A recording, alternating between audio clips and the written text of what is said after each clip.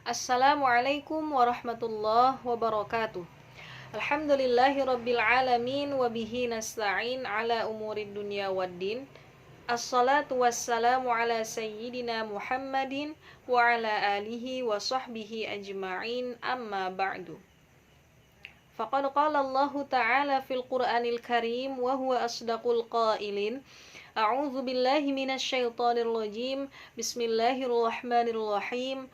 Qalu subhanaka la ilma lana illa ma 'allamtana innaka antal alimul hakim. Al-ayah. Shadaqallahul azim. Wa qala an-nabiy sallallahu alaihi wasallam fi haditsih, talabul ilmi faridatun ala kulli muslimin. Al-hadits. Para santri Baitul Quran yang dirahmati Allah, alhamdulillah kita bertemu kembali di semester 2. Nah, semester ini spesial khususnya untuk santri kelas 1B mata pelajaran Qiraatul Kutub.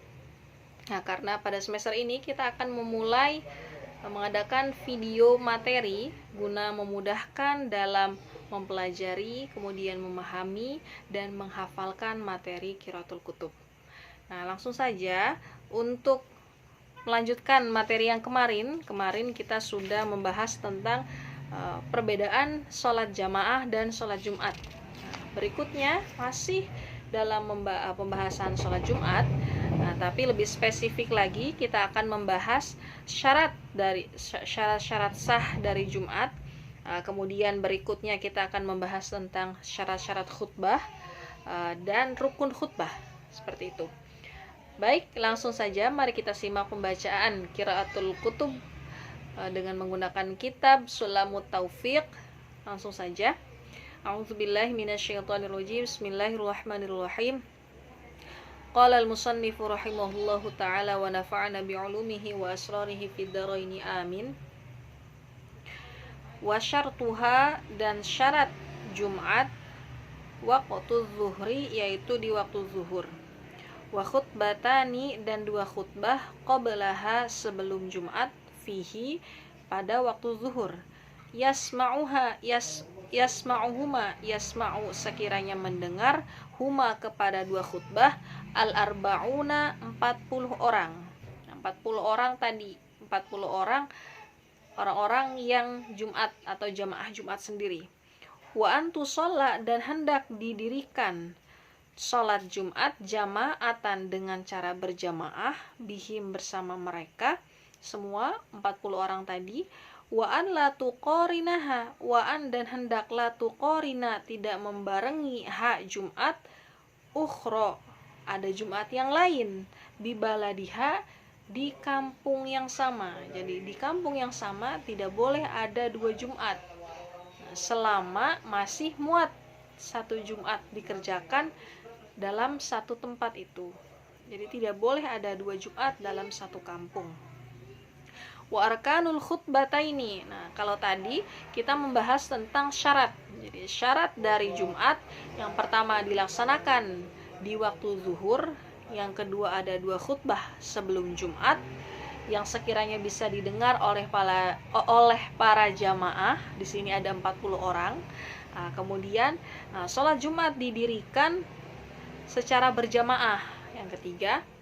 Dan yang keempat, tidak boleh ada Jumat lain dalam satu kampung. Jadi harus ada 1 Jumat saja, kecuali jika sudah tidak memungkinkan, sudah tidak muat dalam satu tempat itu, maka boleh ada lagi, tapi itu sangat jarang.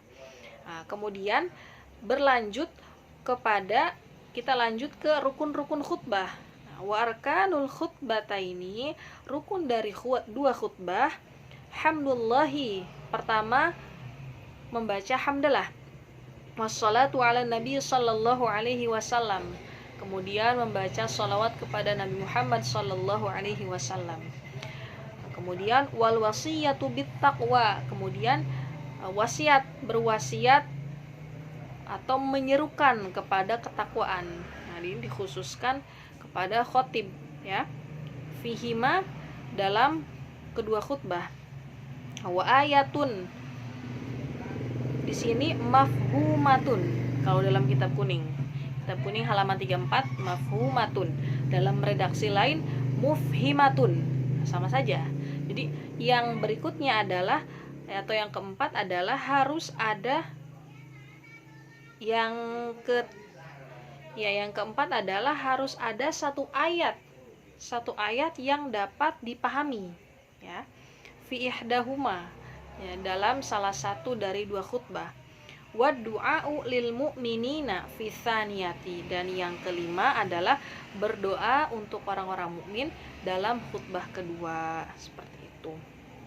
Nah, sudah berakhir di sini rukun-rukun khutbah tadi yang 5. Nah, berikutnya kita akan membahas tentang syurutuhuma, syarat dari dua khutbah. Apa saja sih? Yang pertama, at-taharatu 'anil hadatsaini. Nah, jadi suci dari dua hadas, baik hadas kecil maupun hadas besar. Nah, kemudian wa 'anin najasati, dan suci dari najis. Nah, najis ini perlu diperhatikan. Fil badani, baik dalam badan, wal makani, dan tempat. Yang dimaksud dengan makan di sini lebih aman kita menggunakan sajadah. Nah, sehingga ketika kita menggunakan sajadah, makan di sini hanyalah sajadah kita saja. Nah, sehingga apabila ada najis, misalkan ada kotoran cicak, nah menempel di bawah sajadah, itu tidak akan membatalkan sholat, karena makan kita ada di atas sajadah, bukan di bawah sajadahnya. Nah, lain halnya apabila tempat sujud kita itu, apabila kita tidak melapisinya dengan sejadah, langsung lantai, misalkan ada najis, maka langsung menjadi tempat kita. Nah, itu akan berbahaya. Nah, gitu. Ya.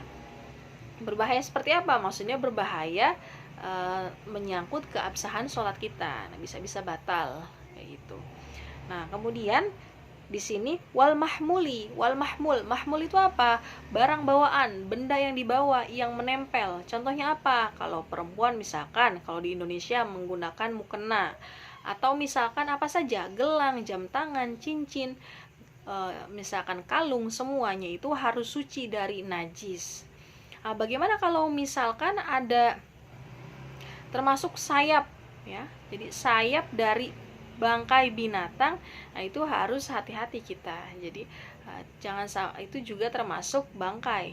Jadi, sayap dari bangkai binatang itu misalkan sayap lalat atau sayap apapun. Nah, memang kalau meskipun dia adalah termasuk hewan yang tidak ada darahnya atau sedikit darahnya, misalkan nyamuk, ya, itu termasuk tetap bisa membatalkan apabila ada dalam pakaian kita dalam sholat. Nah, berbeda lagi kalau dia berada di air yang kurang dari 2 kulah. Nah, kemudian tapi air itu suci, nah itu ma'fu. Tapi kalau misalkan dalam sholat itu tidak ma'fu, jadi ma'funya dalam air kayak gitu. Berbeda lagi misalkan ya apabila jerawat, ya. Kalau jerawat, nah kita misalkan punya jerawat sudah dibersihkan, dengan catatan sudah dibersihkan jerawatnya. Nah, ketika hendak sholat, nah darahnya itu keluar lagi, darah jerawatnya. Ketika sholat, darah jerawatnya keluar lagi, maka itu ma'fu. Seperti halnya bisulan di kaki misalkan, dengan catatan bisulnya sudah dibersihkan sebelum sholat. Ketika sholat kita ruku, nah bisulnya keluar nanah, maka itu ma'fu fis sholat, tapi tidak ma'fu dalam air. Nah, jadi kalau bisul, jerawat dan sebagainya itu ma'fu fis sholat.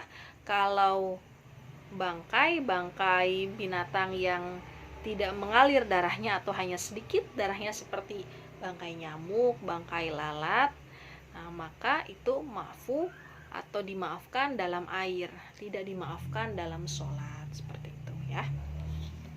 Ini hanya mengulang saja materi yang sebelumnya, materi toharoh. Kemudian wasatrul aurati. Nah, di sini syarat berikutnya adalah menutup aurat.